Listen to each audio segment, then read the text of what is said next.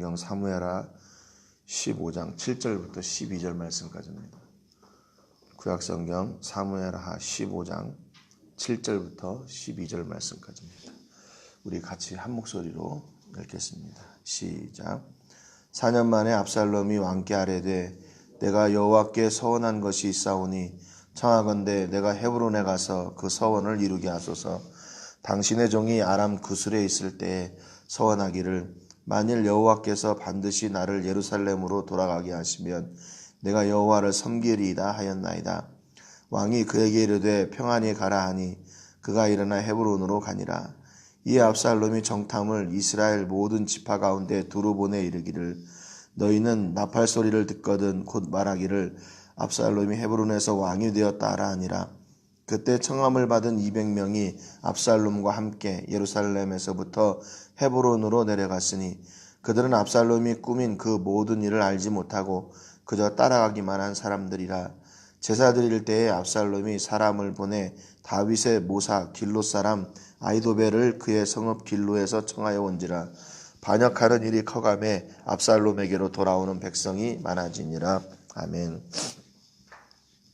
우리 어제 말씀을 통해서 이제 압살롬이 다른 마음을 가지고 있었다는 것을 저희 같이 나누었습니다.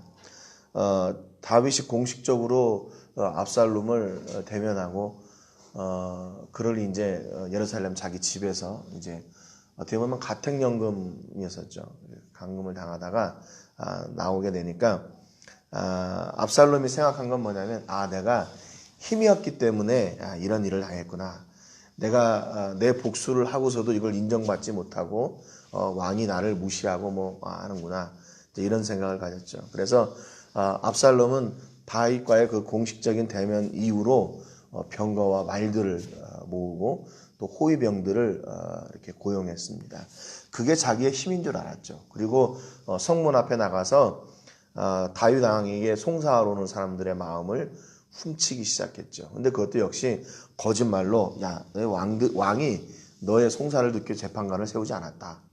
이렇게 거짓말을 하면서 자기가 민심을 다 사로잡습니다. 그런데 그 기간이 얼마냐면 4년이에요. 오늘 7절 말씀해 보니까 4년 만에 압살롬이 왕께 아뢰되 내가 여호와께 서원한 것이 있사오니 청하건대 내가 헤브론에 가서 그 서원을 이루게 하소서. 이렇게 얘기합니다. 그러니까 4년 동안 압살롬이 계속해서 사람들의 마음을 다 훔쳤던 거예요. 거짓말로, 술수로. 그런데 이거를 다윗이 몰랐을까요? 성경에는 기록되어 있지 않지만 아무리 봐도 다윗이 알았을 것 같아요. 4년 동안 이렇게 있으면. 지금 제가 뭔가 다른 일을 지금 꾸미고 있구나. 또 그가 군사를 모으고 호위병들과 늘 함께 다니면서 성문에서 사람들의 마음을 훔치고 이 성문에서 사람의 마음을 훔치는 것도 어느 한 부분이었을 거예요. 또 다른 방면으로 많이 압살롬이 지금 이렇게 작전을 피고 다녔을 겁니다. 그러니까 이것을 다윗이 모를 리가 없지요. 근데 그 다윗 앞에 가서 4년 만에 그랬어요. 4년 만에 압살롬이 이제 어떻게 보면 자기가 이 정도 됐으면 내가 어느 정도 이제 세력을 만들었다. 괜찮다. 아마 이렇게 생각했던 것 같아요. 그래가지고 다윗한테 나가서 이렇게 얘기하면 내가 하나님 앞에 서원한 것이 있는데 그걸 좀 헤브론에 가서 그것을 갚겠습니다. 이제는 하나님까지 이렇게 끌어다가 자기가 원하는 일을 이루려고 수단과 방법으로 사용하고 있습니다.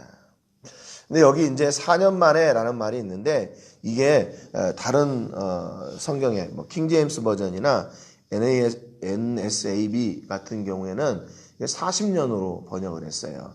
이게 이제 여기 사용된 그 히브리 말이 아르바임이라는 그 40이라는 숫자가 히브리 성경에는 기록되어 있는데 이게 이제 나중에 학자들이 이게 압살롬이 40년 동안 이렇게 했다. 그건 너무 기간이 길다. 그래서 사라고 하는 아르바 이거를 아마 아르바임 40으로 잘못 기록을 했을 것이다. 이제 이렇게 생각을 해서 보통 다 어떤 데는 40일 이렇게 번역한 데도 있는데 그건 또 너무 짧고 그래서 보통 4년 이렇게 번역을 하는 것을 받아들이고 있습니다. 그래서 아무튼 4년 동안 그렇게 잊고 있었다가 압살롬이 다윗한테 나가는 거죠.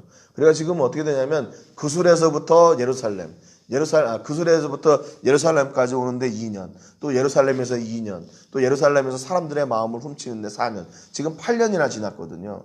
그러니까 지금 이때 왜 그러면 이 서원한 것을 이제서야 생각해요. 이게 뭐 여러 가지 이게 앞뒤가 안 맞는 이야기예요. 압살롬이 지금 하는 이야기가. 만약에 그술에서 와가지고 자기가 헤브론에 가서 이렇게 뭐 제사를 드려야 된다. 그러면 침략했어야죠. 근데 지금 압살롬이 하는 얘기들이 이게 앞뒤가 안 맞는데 다윗이 그것을 그대로 허락합니다. 그 서원의 내용이 뭐였냐면 8절에 보니까 당신의 종이 아람 그술에 있을 때에 서원하기를 만일 여호와께서 반드시 나를 예루살렘으로 돌아가게 하시면 내가 여호와를 섬기리이다 했습니다. 그러니까 그술에서 압살롬이 예루살렘으로 돌아가기를 그렇게 기대했대요. 그래서 하나님 내가 만약에 돌아가게 되면 제가 하나님을 섬기겠습니다. 그렇게 했다는 거예요. 서원을 했다는 거예요. 근데 뭐 다윗이 이게 거짓말이었던 거, 또 그동안에 압살롬이 했던 일을 다윗이 모르진 않았을 거란 말이죠. 그럼에도 불구하고 9절에 보니까 왕이 그에게 이르되 평안히 가라 하니 그가 일어나 헤브론으로 가니라 그랬습니다. 다윗이 지금 모든 것을 다 알고 있었을 것 같은데도 불구하고 모든 것을요 그냥 다 속아 넘어가줘요. 어떻게 보면 믿어주고 싶었을지도 모르겠어요. 압살롬을. 이제는 좀 이렇게 됐겠지. 이제는 좀 괜찮겠지. 아니, 그거보다, 압살롬을 믿는 것보다 다윗이 믿는 것은요, 하나님이었어요. 하나님이 이제 우리 아들을 어떻게 책임져 주시겠지. 제가 이제 그동안에 방황하고 저렇게 고통의 시간을 보냈는데, 이제는 하나님께서 압살롬을 어떻게 도와주시겠지. 아니면 하나님께서 그 일을 책임져 주시겠지. 그렇게 하나님을 기대했던 겁니다. 왜냐하면 나중에 압살롬이 반역했다는 소식을 듣고 다윗이 그냥 예루살렘에서 도망해 버리거든요. 다윗이 압살롬을 대항해서 이기지 못했을까요? 그러지 않았을 것 같아요. 그러니까 지금 다윗은요 하나님이 행하실 일들을 그냥 그대로 두는 거예요. 그러니까 왜냐하면 그 전에 자기가 자기 힘으로 해봤더니 그게 하나님 앞에 악이었고 그게 하나님을 슬프게 했다는 것을 알았거든요. 그러니까 내가 할 수 있는 일임에도 불구하고 그것을 하나님께 맡겼던 거예요. 지금 압살롬도 역시 마찬가지예요. 그 모든 과정을 다 알고 있지만 그것을 그냥 믿어주고 참아주고 기다려주고 있는 거죠. 10절에 보니까 이 압살롬이 정탐을 이스라엘 모든 지파 가운데로 두루 보내 이르기를 너희는 나팔 소리를 듣거든 곧 말하기를 압살롬이 헤브론에서 왕이 됐다 하라 그랬습니다. 헤브론에서 이제 압살롬이 반역을 딱 준비를 하는 거죠. 그리고 각 지파별로 정탐꾼을 보냈어요. 그러니까 이 얘기는 무슨 얘기냐면 그동안 그 4년 동안에요. 압살롬이 그 성문에만 있었던 게 아니라 이미 많은 이스라엘 그 지파 가운데하고도 다 이렇게 연결을 하고 연락을 하고 있었다는 거예요. 그렇기 때문에 지금 자기가 이 반역을 준비하면서도 정탐꾼을 보내가지고 야 이렇게 하라고 지시할 정도가 된 거죠. 어떻게 보면 압살롬이 엄청나게 치밀하게 이 일을 준비했고 혹시 다윗이 이거를 모를 거야 하고 지금 계속 자기는 위안을 삼고 있었던 겁니다. 헤브론에 내려가면서 이제 헤브론에 내려가면 내가 반역을 해야지. 그러면서 아마 속으로는 야 우리 다윗 정말 바보다. 내가 지금 그동안에 이렇게 하는 것도 아무것도 모르고 저러고 있다니 아마 그렇게 생각했을지도 모르겠어요. 다윗은 그 위에 있는데 말이죠. 11절에 보니까 그때 청함을 받은 200명이 압살롬과 함께 예루살렘에서부터 헤브론으로 내려갔으니 그들은 압살롬이 꾸민 그 모든 일을 알지 못하고 그저 따라가기만 한 사람들이라 그랬습니다. 여기 새롭게 등장하는 200명의 사람들이 있어요. 이게 어떤 사람들일까요? 여기 보면 200명의 사람들, 200명 여기 보면 그 히브리 말로 이시 그냥 남자들이에요. 200명의 남자들이 따라갔다 그렇게 기록합니다. 그런데 이 사람들은 그냥 보통 사람들이 아니고요. 청함을 받은 사람들이에요. 청함을 받은 사람들. 그러면 청함을 받은 사람들은 어떤 사람들이냐면 특별하게 초대된 사람들입니다. 이게 청했다는 말이 히브리 말로 카라라는 말인데 이게 부르다, 청하다, 초청하다, 이름을 부르다 그 말이에요. 그러니까 아무나 200명, 야 내가 헤브론으로 가는데 나하고 따라갈 사람 이렇게 해가지고 모은 사람이 아니라 다 부른 거예요. 200명의 사람들을. 다 초대장을 보내가지고 불렀어요. 왜냐하면 그렇기 때문에 이 사람들이 그냥 평범한 사람들이 아니라 당시 그 예루살렘에 거주하는 어떻게 보면 영향력 있는 사람들을 불러 모은 겁니다. 그래서 만약에 자기가 헤브론에서 반역을 했을 때 그 사람들이 그 주변에서 지지자가 되어준다면 그 반역이 마땅히 받아들여질 수 있는 그런 사람들이었을 거예요. 그리고 또 이 압살롬이 왕자였기 때문에 자기가 헤브론으로 가니까 같이 갑시다 해서 그냥 초대를 했을 때 그 사람들이 아무런 꺼리낌 없이 함께 갈 수가 있었던 거죠. 그러니까 이렇게 많은 사람들이 움직이는 일이니까 다윗이 모를 리가 없어요. 모를 리가 없어요. 그럼에도 불구하고 그 일을 그냥 다 기다려주고 믿어주고 참아주고 있었던 겁니다. 그런데 반면에 아까도 말씀드렸지만 압살롬의 입장에서는 어떻게 생각했을까요? 야, 이제 모든 것이 계획대로 착착착착 되고 있어. 다 들어맞고 있어. 내가 원하는 대로 내가 이렇게 해가지고 이렇게 해서 이렇게 해갖고 딱 가면 내가 이제 이스라엘의 왕이 되는 거야. 여러분, 압살롬은 이스라엘의 왕이 되는 것이 무엇으로 되는 줄 알았냐면 힘으로 되는 줄 알았어요. 자기의 능력으로 되는 줄 알았어요. 그러니까 지금 다윗이 그 왕위를 어떻게 하나님으로부터 얻고 이렇게 왔는지를 이 압살롬이요 전혀 생각하지 않는 거예요. 왜 그럴까요? 야, 우리 아버지는 저렇게 하나님과 늘 교제하고 하나님과의 관계를 통해서 이렇게 왕의 직분을 또 이렇게 이스라엘을 다스리고 있구나. 나도 저렇게 해야지 이게 아니라 야, 저 아버지 왜 이렇게 구식이야. 뭐 이런 거죠. 그리고 자기의 계획대로 또 되어가고 있으니까 이게 정당화되는 거예요. 야, 이제 됐다. 다 됐다. 사람들도 왔고 내가 군병들도 있고 여기 헤브론에까지 와서 내가 여기서 딱 봉기하면 이 소식이 온 이스라엘에 퍼지고 자연스럽게 내가 왕이 되겠지. 그리고 12절에 보니까요. 제사 드릴 때에 압살롬이 사람을 보내 다윗의 길로 사람 아이도벨을 그의 성읍 길로에서 청하여 온지라 그랬습니다. 다윗의 그 조력자, 모사꾼 가운데 아이도벨이라는 사람이 있었어요. 협력자, 조언자. 이 아이도벨을 또 데려옵니다. 성경에 보니까 12절 하반절에 반역하는 일이 커감에 압살롬에게로 돌아오는 백성이 많아지니라 그랬습니다. 이해가 안 돼요. 여러분, 이게 지금 선한 일이 아니고 악한 일이잖아요. 그렇잖아요? 이게 정당하게 이루어지는 일이 아니고 불법적으로 이루어지는 일이잖아요.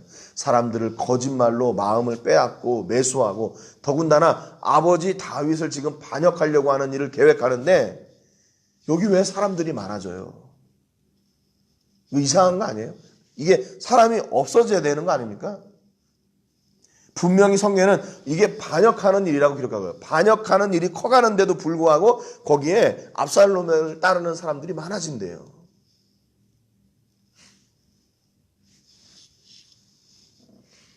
악한 생각을 가지고 악한 길을 선택하고 있는데 압살롬에게는 점점 사람들이 많아져요. 그 얘기는 무슨 얘기냐면 다윗에게 있던 사람들이 압살롬에게 다시금 마음을 빼앗겨가지고 움직여가고 있다는 거예요.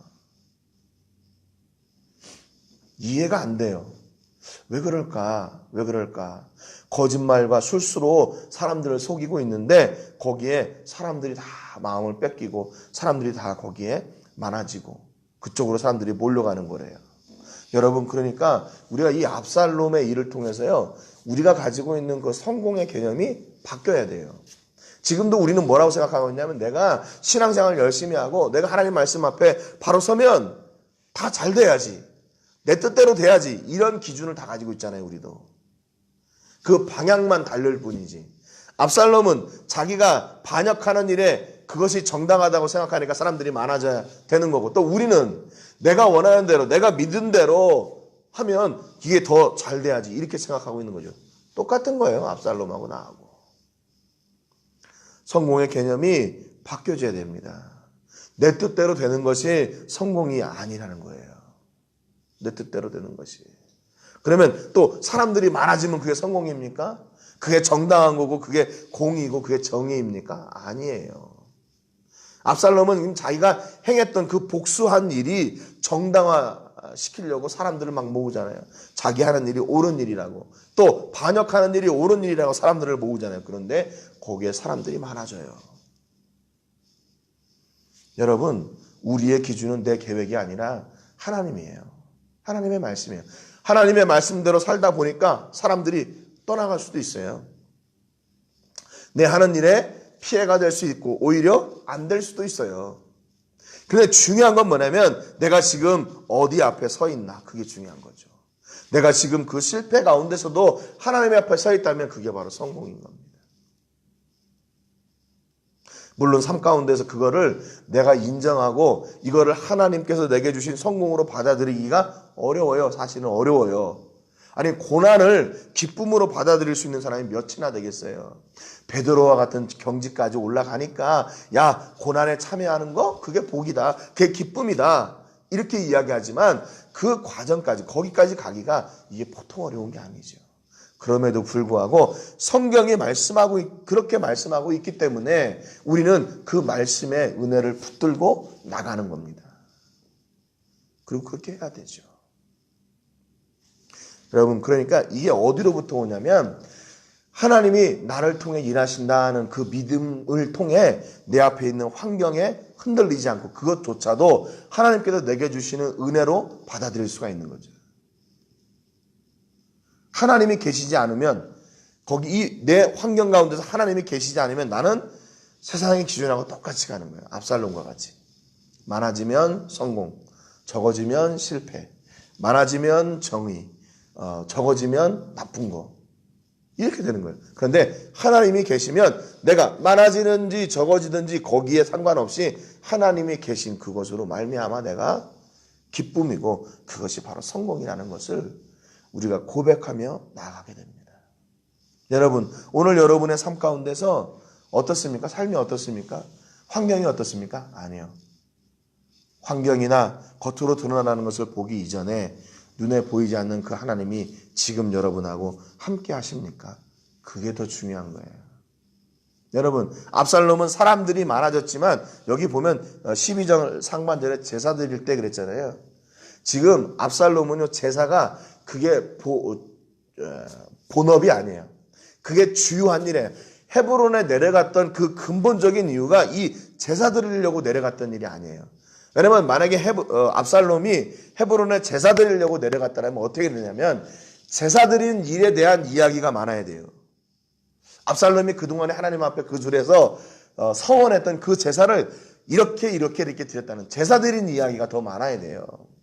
그런데 헤브론을 내려가서 제사 드린 이야기보다 사람들을 모으고 반역을 준비하는 그 일에 대한 이야기가 더 많았어요. 그러니까 결국 압살롬이 헤브론에 내려갔던 그 근본 이유가 제사를 위함이 아니라 자기의 반역을 위함이라는 것이 분명하게 드러나고 있는 거죠. 여러분, 오늘 우리 삶 가운데서 하나님 앞에 서는 그 은혜의 이야기들이 많아지는 여러분 되시기를 주님의 이름으로 축복합니다. 예, 그래야죠. 하나님과의 관계, 하나님과 나와의 그 교제, 그 이야기가 많아져야죠. 왜? 세상의 이야기가 많아지고 내 이야기가 많아지고 내 경험의 이야기가 많아집니까? 그거는 점점 줄어들고 하나님에 대한 이야기가 더욱 풍성해지는 은혜가 있기를 주님의 이름으로 축복합니다. 그래서 여러분, 압살롬을 통해서 우리가 생각해야 될 게 뭐냐면 진짜 성공이 뭐냐라는 거예요. 진짜 성공. 진짜 성공은 앞에도 말씀드렸지만 내가 원하는 대로 다 이루어지는 게 진짜 성공이 아니에요. 사람들이 많아지는 거, 사람들의 인정을 받는 거, 호응을 얻는 거, 그것이 성공이 아니에요. 하나님의 길을 갈 때는요, 사람들의 호응을 받지 못할 때도 있습니다. 예수님이 가시는 길을 여러분 누가 호응을 했어요? 예수님이 죽으시기 전까지 누가 사람들이 그 예수님의 죽으심을 이해할 수 있었습니까? 다들 말렸어요. 다들 손가락질했어요. 예수님을 오히려 대적했습니다. 그러면 그게 예수님이 실패한 건가요? 아니죠. 여러분, 오늘의 삶 가운데서 세상적인 기준들이 말씀을 통해 무너지고 새롭게 하나님의 말씀이 여러분의 기준이 되는 그런 놀라운 복이 넘쳐나시기를 주님의 이름으로 축복합니다. 오늘 한 주간 우리가 말씀이 기준이 되는 한 해가 되게 해주시기를 위해서 기도하시기 바랍니다. 오늘은 이용남 선교사님을 위해서 기도해 주시기 바랍니다. 건강 주시고 늘 말씀을 통해 또 선교의 복음의 말씀을 증거하실 때 그 말씀을 듣고 하나님께 헌신되는 그런 영혼들이 돌아올 수 있도록 위해서 기도해 주시고 오늘 말씀처럼 언제나 믿음으로 하나님을 기대하는 여유 그리고 담대함을 허락해 주시기를 위해서 기도하시기 바랍니다. 제가 먼저 기도하고 같이 기도하겠습니다. 하나님 아버지 감사드립니다. 오늘도 압살롬의 반역을 준비하는 그런 과정을 통해서 진짜 성공이 무엇인지를 다시 한번 돌아보게 해주셔서 감사합니다. 거짓과 술수로 내 뜻을 이루는 것이 성공이 아니라 또 사람의 환영받고 또 사람들의 평가를 좋게 받는 것이 성공이 아니라 하나님 앞에 서는 것이 성공인 것을 저희가 보았습니다. 모든 것을 다 알고 있을 것 같았지만 다윗은 압살롬의 모든 청을 들어주고 그가 하는 대로 그대로 내비두었습니다. 그것은 다윗이 하나님을 기대하고 있었기 때문입니다. 하나님을 의지하고 하나님께서 일하여 주실 것을 믿었기 때문입니다. 자기의 뜻대로 자기의 뜻을 이루었던 다윗이 그것이 하나님 앞에 죄가 되었다는 사실을 안 뒤로 다윗은 모든 것을 하나님께 내려놓고 하나님이 일하시기를 기다리는 그런 여유 있는 사람이 되었습니다. 하나님, 오늘도 우리에게 이 믿음의 여유가 회복되어지는 은혜가 있게 해 주시옵소서. 조급하지 말게 하시고 성급하지 말게 하시고 내 뜻대로 내 계획대로 되지 않는다고 안절부절하지 말게 하시고 좀 더 여유를 가지고 하나님이 일하실 것을 기대하고 끝까지 믿음으로 순종하며 나가는 우리 모든 식구들이 다 되게 하여 주시옵소서. 하나님, 2019년 한 해는 말씀이 기준이 되어서 그 말씀 가운데 우리에게 말씀하시는 하나님의 뜻을 바로 깨닫고 하나님의 뜻을 이루어드리는 교회가 되게 해주시기를 원합니다. 우리 성도들이 되게 해주시기를 원합니다. 그래서 우리를 통해서 하나님의 역사가 증거되게 하여 주시고 우리를 통해 일하시는 그 하나님의 영광이 드러나며 또한 그 하나님을 간증하는 저희들이 되도록 복의 복을 더하여 주시옵소서. 모든 것을 감사드리고 축복하며 예수님의 이름으로 기도합니다. 아멘.